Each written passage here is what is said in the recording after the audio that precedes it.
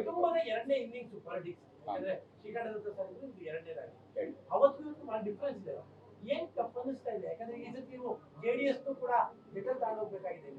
ರಾಜಕೀಯದ ಇಲ್ಲಿ ವೇದಿಕೆನೇ ಅಲ್ಲೇ ಅಷ್ಟು ಬಹಳ ತೂಕದ ವೇದಿಕೆ ಅನುಭವ ಅಂತ ರಾಜಕೀಯ ಅನುಭವ.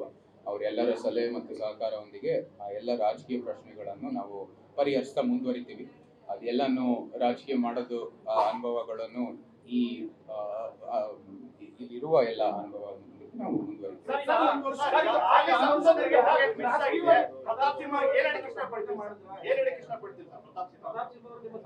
ಅನೇಕರು ಹಿಂದೆನೂ ಮತ್ತು ಅವ್ರವರೆಗೂ ಕೂಡ ಬಹಳ ಅಭಿವೃದ್ಧಿ ಮಾಡಿದ್ದಾರೆ.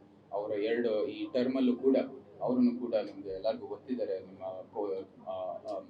ರಿಪೋರ್ಟ್ ಕಾರ್ಡ್ ಮೂಲಕ ಎಲ್ಲ ಹಂಚ್ಕೊಂಡಿದ್ದಾರೆ. ಎಷ್ಟೊಂದು ಅಭಿವೃದ್ಧಿ ಕೆಲಸ ಮಾಡಿದ್ದಾರೆ. ಒಂದು ಒಳ್ಳೆ ಅಡಿಪಾಯ ನೆಟ್ಟಿದ್ದಾರೆ ಮೈಸೂರಿಗೆ. ಅದನ್ನು ಕೂಡ ಮುಂದುವರಿತೀವಿ. ಅವರ ಸಹಾಯ ಯಾವಾಗಲೂ ಬೇಕಾಗಿದೆ. ಮಾಡಿರೋ ಕೆಲಸನೂ ಕೂಡ ಮುಂದುವರಿತೀವಿ. ರಾಜಕಾರಣದ ಪರಿಸ್ಥಿತಿಯಲ್ಲಿ ಸಾಕಷ್ಟು ಜನರು ದೂರ ಸರಿಯುವಂತ ಕೆಲಸ ಆಗ್ತಾ ಇದಾರೆ.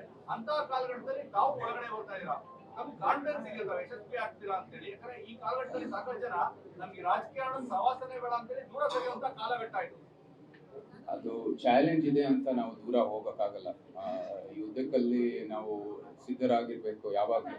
ಅದೇ ರೀತಿ ರಾಜಕೀಯ ಮೂಲಕನೇ ಇವಾಗ ಎಲ್ಲ ಸಮಸ್ಯೆಗಳನ್ನು ಪರಿಹರಿಸಬೇಕಾಗಿದೆ.